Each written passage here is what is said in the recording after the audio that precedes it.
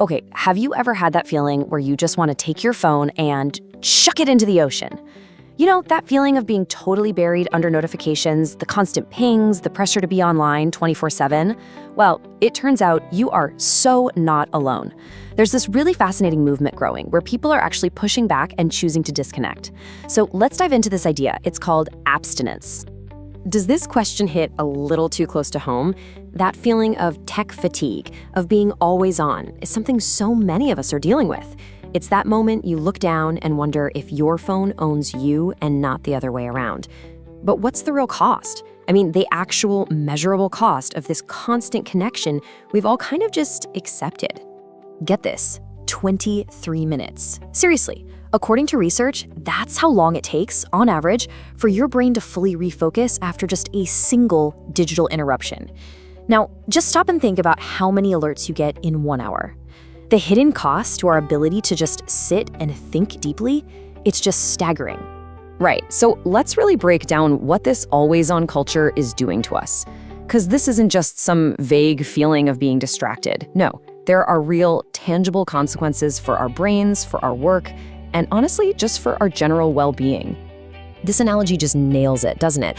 Imagine you're trying to have a really important, deep conversation with a friend, but every few seconds, someone comes up and just taps you on the shoulder. You'd never get a single thought out, right? Well, that is exactly what's happening inside our heads every single time our phone buzzes. Our train of thought just gets completely derailed over and over and over again. And here's the thing, the hard data totally backs this up. This isn't just a feeling we're having. We're looking at up to a 40% drop in productivity. And look at that error rate.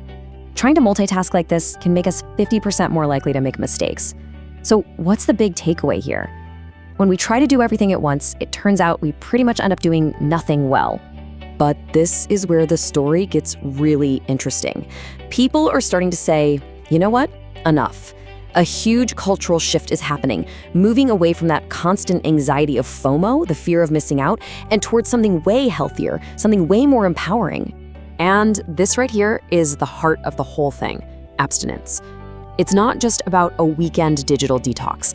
This is a conscious mass refusal of a system that's literally designed to keep us hooked. It's about finally recognizing that a lot of these apps are built to be addictive, and then choosing to take back control of our own time and our own attention. And this comparison just lays it out so clearly. On one side, you've got FOMO, with all its anxiety and pressure and constant comparing. And then on the other side, you have JOMO, the joy of missing out.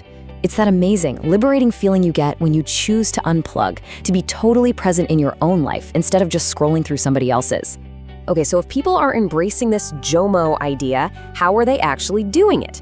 Well, a lot of the time, it starts with changing the tools we use every single day.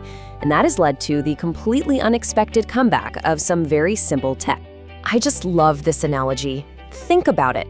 Your smartphone is like that giant buzzing toolbox. It has 100 different gadgets, most of which you probably never even use, and it's constantly making noise and demanding your attention. But a dumb phone, that's the hammer. It does one job. It lets you communicate, and it does it perfectly, without any of the extra noise. And the reasons why people are making this switch are pretty obvious when you look at them.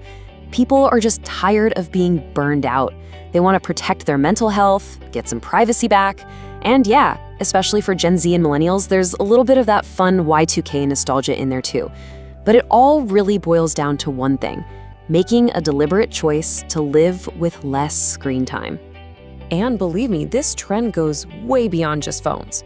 We are in the middle of a full-on analog revival.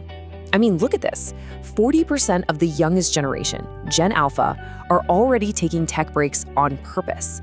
And half of Gen Z who collect vinyls say they see it specifically as a kind of digital detox. They're actively looking for physical, real-world experiences. So this desire to disconnect, it isn't just a personal choice anymore.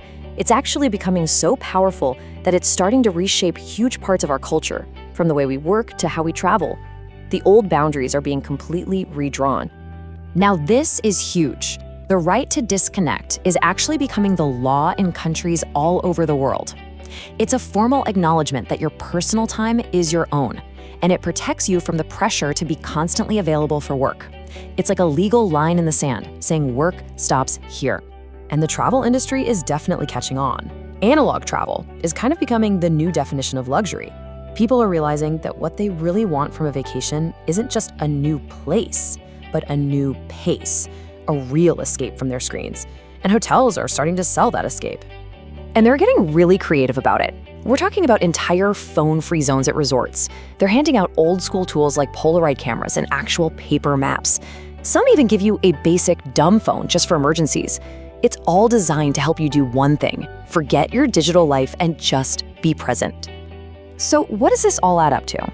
Well, it's pretty clear this isn't about becoming anti-technology and going to live in a cabin in the woods or anything. It's about something much more thoughtful, more sustainable. It's about finding a healthier, more intentional relationship with all our digital stuff. And that really is the key takeaway. The whole abstinence movement isn't anti-tech. It's a huge generational recalibration. It's about us deciding how technology fits into our lives, not the other way around, and putting our well-being and real-world connections first, before all the digital noise. I want to leave you with this last thought because it just perfectly captures the spirit of this whole shift. As we look to the future, maybe our definition of smart technology is about to totally change. Maybe it won't be about adding more features. Maybe true smarts will be about having the wisdom to take them away, to give us back our focus, our peace, and our time.